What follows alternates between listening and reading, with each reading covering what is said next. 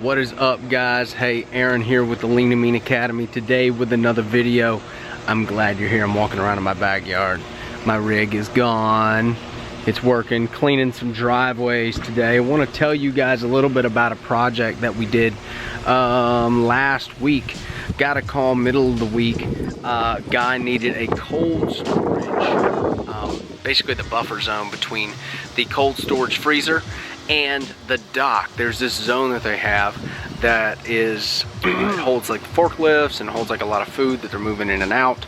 And this cold storage is -5 degrees, man. It is so cold in here. I literally went in there for 2 seconds without a shirt on and walk right back out. So this buffer zone's about 35 degrees, right? So you definitely need a jacket. And the guy walked us through it. I'm gonna show you some video in here in this video of us cleaning and some of the floor stuff.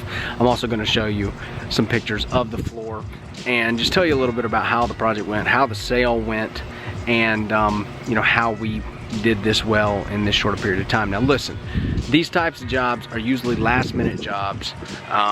We had to do this on a Sunday. Don't normally work on a Sunday. Here's one thing that was very unique about it is that I had to use hot water. I literally went in when we first started. I got there at about 9 a.m. went in with my surface cleaner, cranked the machine up all the way, and put cold water on it. And since this room's already 35 degrees, everything on this floor is like ice. So you're hitting ice with cold water, it's not doing anything. This stuff is not moving, all right?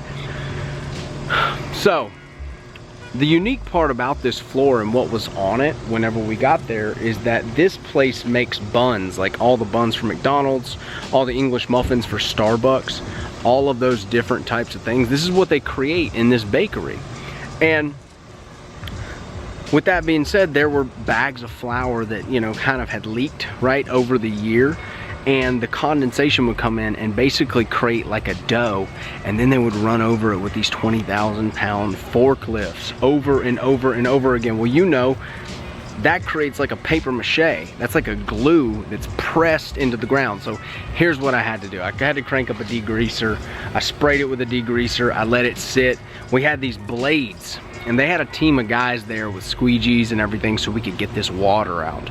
We had these blades, and they would scrape up some of this stuff, and then we would hit it with 200-degree water. We did this whole building. Now look, for the guys that are just getting started, you're probably not, if you don't have hot water, you're not gonna be able to do this.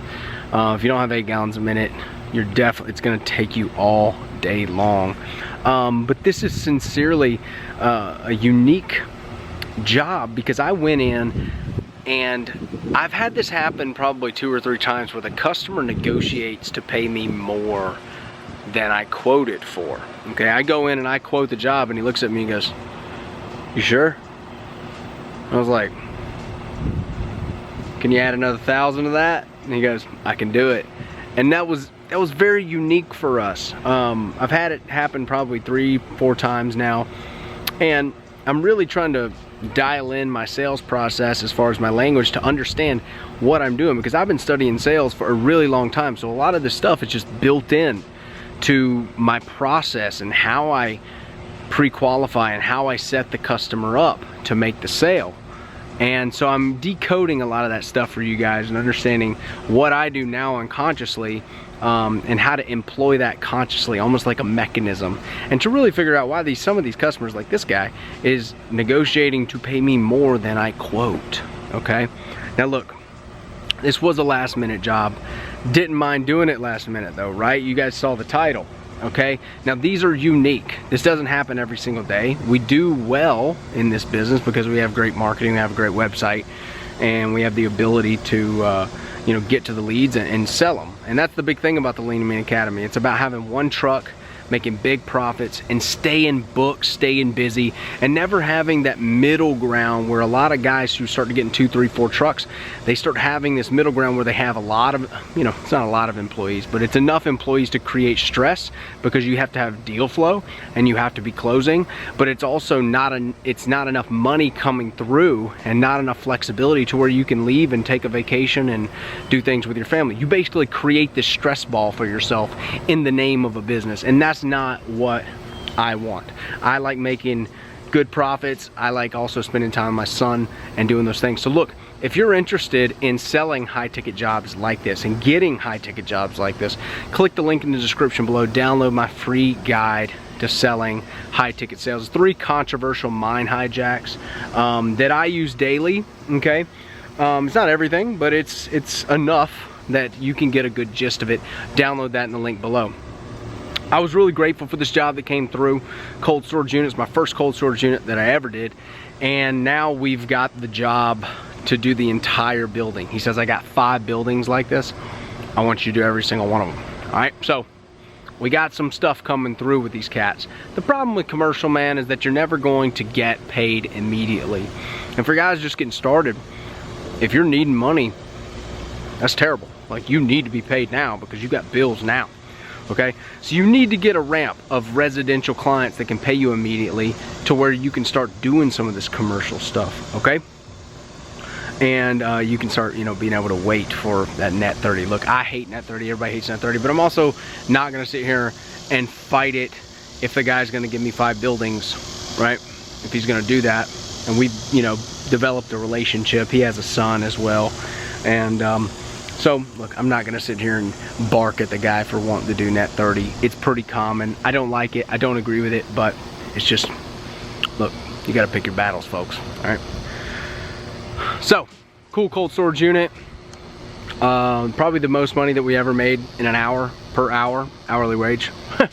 You know, in and out in about 6 hours, 5 hours, 6 hours, something like that. And we knocked it out. But again, look, if you like these videos, guys, let me know. Give me a comment below. Tell me about your pressure washing business. Tell me what you're doing, where you at, and give it a like and a subscribe. I'm gonna keep making this stuff. And once, look, here's the deal. If you do get that thing in the link below, there's a private Facebook group that we have, and I want to just make it, you know, out in the open here and clear. Answer the questions if you decide to get in the group. Answer the questions. I don't accept anyone who doesn't answer the questions, okay?